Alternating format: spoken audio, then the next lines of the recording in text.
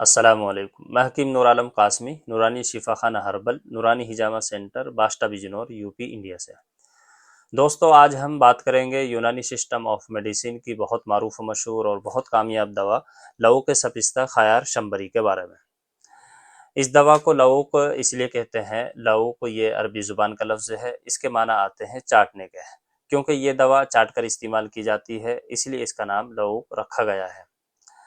یہ معجون کی شکل کا ہوتا ہے، لیکن معجون کے مقابلے میں تھوڑا رقیق اور شربت کے مقابلے میں تھوڑا گاڑھا ہوتا ہے۔ لووک کا استعمال زیادہ تر حلق، گلے، سینے اور ذات الریہ کے امراض جیسے خشونت، گلے کی خراش، ضیق النفس سانس کی تنگی، ذات الجنب نمونیا یعنی پھیپھڑوں کا ورم، نفس الدم خون تھوکنا وغیرہ بیماریوں میں استعمال کیا جاتا ہے۔ لووک کو چاٹ کر اس لیے استعمال کرتے ہیں کیونکہ اس طرح دوا کے اثرات بترتیب مقام مرض تک پہنچتے ہیں اور قائم و دائم رہتے ہیں، اور یہ اثرات اس کے خاص قوام کی وجہ سے حاصل ہوتے ہیں۔ لووک سپستہ، سپستہ اس لیے کہا جاتا ہے، سپستہ ایک دوا کا نام ہے جو اس میں شامل ہے۔ لووک سپستہ خیار شمبری، خیار شمبری اس دوا کا نام اس لیے رکھا گیا ہے، خیار شمبری کے معنی آتے ہیں عملتاس کے، اور عملتاس اس میں جزء خاص اور جزء اعظم کے طور پر شامل ہے۔ یہ کلاسیکل میڈیسن ہے اور بہت سی یونانی کمپنیاں اس لووک کو بناتی ہے، اور یہ کسی بھی یونانی میڈیکل اسٹور پر بہت سستے ریٹوں میں بآسانی مل جاتا ہے۔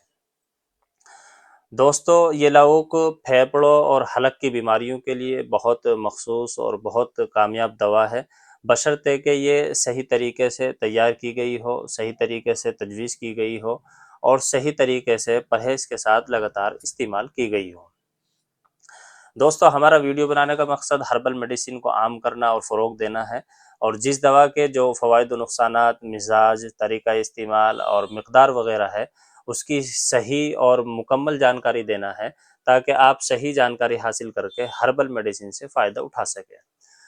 چلیے اب بات کرتے ہیں لووک سپستہ خیار شمبری کن دیسی دواؤں سے مل کر بنتا ہے، اس کے خاص و عام فائدے کیا ہے، اس کا طریقہ استعمال، مقدار اور سائیڈ ایفیکٹ کیا ہے۔ فائدہ اٹھانے کے لیے ویڈیو کو آخر تک ضرور دیکھیں۔ اور دوستو، اگر آپ یونانی کمپنی کی سبھی کلاسیکل اور پیٹنٹ میڈیسنز، جڑی بوٹیاں، گھریلو علاج، طبی و حکمتی معلومات، اچھی صحت کی تدبیرات اور روزمرہ استعمال ہونے والی سبھی غذاؤں کی صحیح اور مکمل معلومات حاصل کرنا چاہتے ہیں، تو ہمارا یوٹیوب چینل NSK ہربل کو سبسکرائب اور شیئر کریں، تاکہ ہماری آنے والی سبھی ویڈیوز آپ تک پہنچتی رہیں، آپ اور آپ سے جڑے ہوئے لوگ ان سے فائدہ اٹھاتے رہیں۔ چلیے سب سے پہلے بات کرتے ہیں لووک سپستہ خیار شمبری میں کون کون سی دوائیں شامل ہیں۔ اس کے اندر سپستہ، عناب، بنفشہ، ختمی، ترنجبین اور سنا مکی وغیرہ دوائیں شامل ہیں، اور ان دواؤں کے اندر گرم تر اور گرم خشک دونوں طرح کی دوائیں شامل ہیں، اور گرم تر دواؤں کے درجات زیادہ ہے، اس لیے اس مرکب کا مزاج گرم تر ہے۔ یہ میرے پاس ہمدرد کمپنی کا موجود ہے، باقی آپ کسی بھی کمپنی کا خرید سکتے ہیں۔ چلیے اب بات کرتے ہیں اس کے خاص و عام فائدے کے بارے میں۔ اس کا خاص فائدہ یہ ہے کہ یہ نزلے زکام کو ٹھیک کرتی ہے، اور نزلے زکام سے پیدا ہونے والی دوسری بیماریوں میں بھی مفید ہے۔ اس کے علاوہ گلے اور پھیپھڑوں میں جمے ہوئے بلغم کو خارج کر کے گلے کی خراش کو ٹھیک کرتی ہے اور حلق کے ورم کو اتارتی ہے۔ اس کے علاوہ پھیپھڑوں کی بہت سی بیماریاں، نمونیا، سانس پھولنا، پھیپھڑوں میں انفیکشن اور پھیپھڑوں کے ورم کو بھی ٹھیک کرتی ہے، اور ساتھ ساتھ قبضوں کو دور کرتی ہے اور ہاضمے کو بھی درست رکھتی ہے۔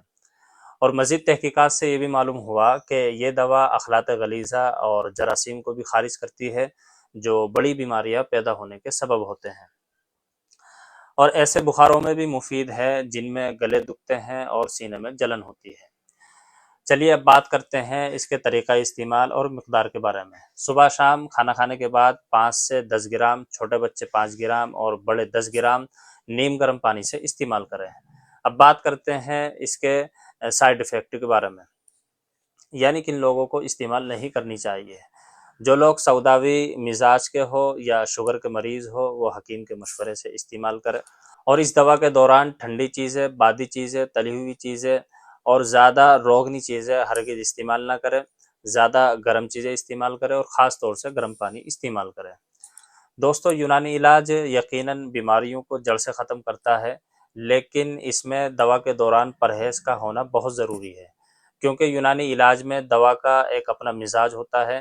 اگر آپ دوا کے مزاج کے خلاف غذا استعمال کریں گے تو دوا اور غذا دونوں میں تضاد پیدا ہو جائے گا، جس کے باعث مرض کا مکمل ٹھیک ہونا بہت مشکل ہے۔ اس لیے دوران علاج پرہیز ضرور کریں۔